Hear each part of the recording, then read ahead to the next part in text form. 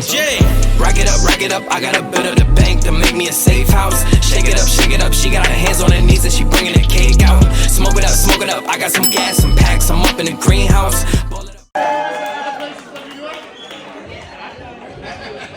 You don't have to be in New York, guys, right? I don't have Does this work other places? It does. I heard about you on that. We do the same thing. Hey, shout out to Nate Rab.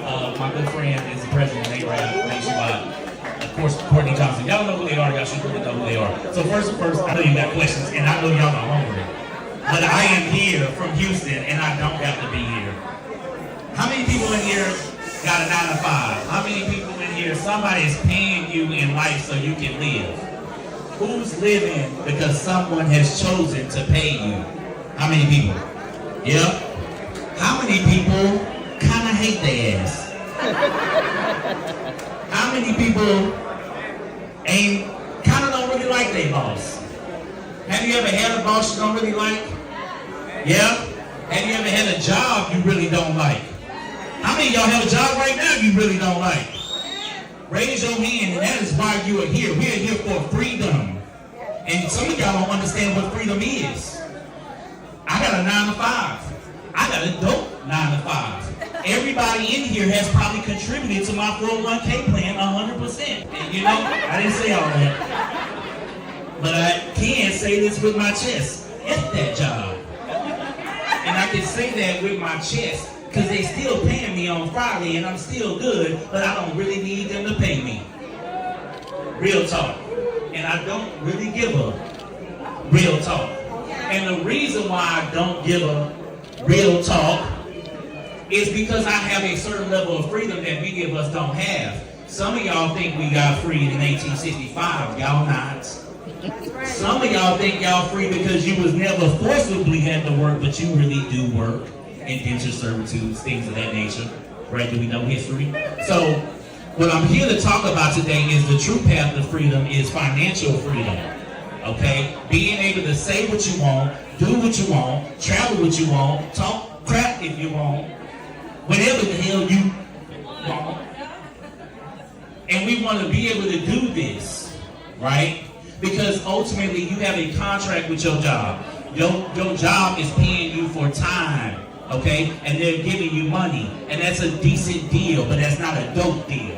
That's not a real type of real estate deal.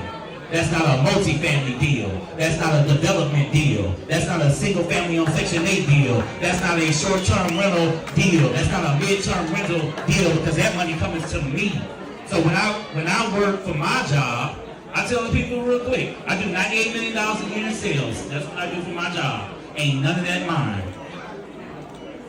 But I do got 50 doors and they all mine.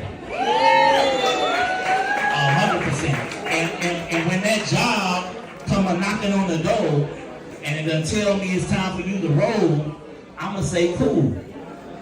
Why? Because ultimately I understand what they're doing. They're trading, they're paying me for my time. They're not paying you to get rich. That is not their role to get you rich, to get you the bag. They never signed up for that, and nor should you. So some of y'all complaining about your job, you shouldn't be. They're doing what they said. Are you doing what you're supposed to be doing? So if you want to be rich, if you want to be wealthy, you're going to be in these rooms. Somebody said these rooms did not exist 10 years ago. Was this existing back in your day? It did not exist when I got started. I didn't get mine out the mud. So I'm going to just tell y'all a little bit about myself real quick and I'm going to roll. Okay? I came from a single mom, 4 kids. She didn't get to finish her degree, but all 4 of her kids did, and I'm thankful. We only made $12 grand a year when I graduated high school at 18 years old because I filled out my own FAFSA form, so you got to learn these things when you get your scholarship. 12 grand a year. I made way more than that a week. Real talk. So what we're talking about here is how we get ourselves out of our situation. Everybody in here is in a situation. The question is, do you want to get out of it or you want to stay on your ass? Right? So what you want to do is learn from these spaces, show up on Saturday. We're coming back on Saturday, right? And I'm actually going to give a seminar on Saturday right now. I'm just giving you hype to come on Saturday, okay? Shout that out. So, the game of real estate, at the end of the day, if you are hungry in life, And that's what you want to be, is hungry. I'm hungry every day. That's why I'm here. I'm not here for no social media, no camp. I'm here because I'm hungry. My people being hungry, and I'm tired of being hungry, and I want to keep eating, and I want y'all to eat. Part of the real estate is 70, 80, 90% of all millionaires in this country got real estate. That's a fact. Most landlords in this country are actually small landlords. They're not Wall Street. Don't believe the hype. They tell you that to trick you so you don't believe you can get in the game. The average landlord has 1.8 houses in their portfolio. So just getting 2 houses, you're winning beyond winning. Okay? So I want everybody to believe that. And it starts with your first home. Say that again. It starts with 1.8 houses is the average landlord in America, because the average landlord is a small landlord. They're not Wall Street, but they coming. They coming. Can they get 2 houses this year? They can get, just all you gotta do is get 1 house or get on the path. You do not have to go buy 10, 20, 40 doors in 1 house. This is a long game. I've been doing this 18 years. I've amassed my own portfolio with all of my money. I have no investors, right? We've done that on the bird move. So that's what I've done. I've done a whole lot of stuff, and I'm good. Well, I am, because I want you to get some questions answered. Okay. Don't give me the mic. He just started talking. You see, he's a teacher at heart. So, I'm bad. Thank you. Guys, can we get quiet? We're almost done. I promise. And you can talk, drink. We're going to dance. We're going to party. We're going to get it all in, because you know how we do. But right now, I need you to listen to my man right here. He's dropping real knowledge. Shh. Like I said, if you want to talk, you can step outside. It's fine. None of us are going to be offended. Right? You going to be offended? We ain't going to be offended. But let the people that want to hear. So I just want to back up to what he said. Can everybody here get 1 deal? 1. Right? There's nobody here that can't come back here next year with 1 deal. If you got 1 already, come back with 1 more. Right? Because that's how it's done. Just 1. Right? I'm sorry, come back. So, what motivated you to transition from a corporate job to pursuing real estate investment? As a means to build wealth, sorry. I mean, I kind of answered that earlier, and I'll just reiterate it. It's about hungry. It's about understanding. Really, it started when I was 23, 24. I was a buyer. I had this dope job, Project Runway style, all that cool stuff that you see on TV. I actually had that job at 23. I was buying lingerie, for real. Like, that was a real job of mine. It was cool, but I also understood that they had a layout 2 years later. And everybody got laid off. Not me, though. You know who got laid off? Everybody 50 and above. Now, they say they're not discriminating, but I just know that everybody that got laid off was 50. So for me, I didn't want to be that guy when the time came. And that ultimately was my motivation. And I hope, like I said, if you got a job out here, if you got something going on, we should all want to maintain more security. What is a key lesson you learned during your early experiences in real estate investing, especially during the acquisition of your first ugly home? Does everybody know what an ugly home is? Raise your hand if you've owned an ugly home. Right? Because too many people are looking for the pretty home. Right? You walking around trying to find a pretty, you want the ugly home. Tell them about the ugly home. Yeah, so look, just getting a little technical, the reason why we want ugly homes is because for me, much like Los and Candace, I'm a value add investor. I like real estate because of appreciation, but not regular appreciation, forced appreciation. We want to add value, not just rent the market. I don't roll with the market. I don't care about the market. I am good because I have forced appreciation into my properties. So yes, I invest in areas that other people don't. And I see things that other people won't. And that's cool. And I'm gonna get this rent, right? and that's gonna make some dollars.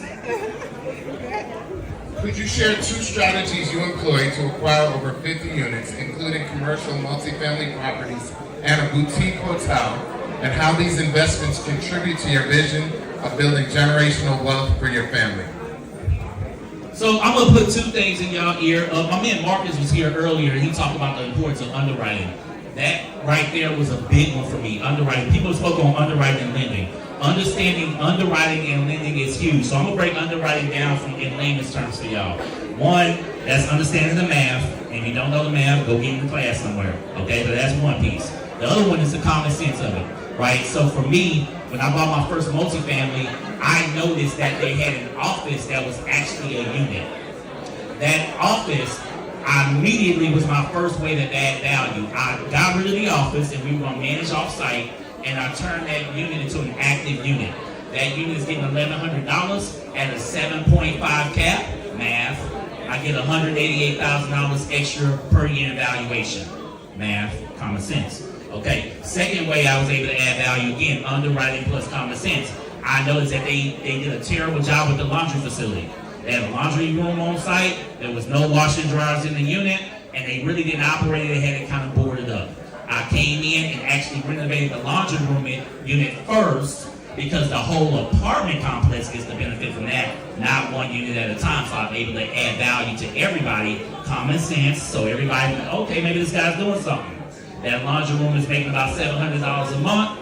That $700 a month equates to about 58 grand in valuation from a 7.5 cap perspective as well. So that's something that I know my math and I know common sense. Another thing, again, same thing, I take opportunities. I had somebody randomly call me from a 1-800 number.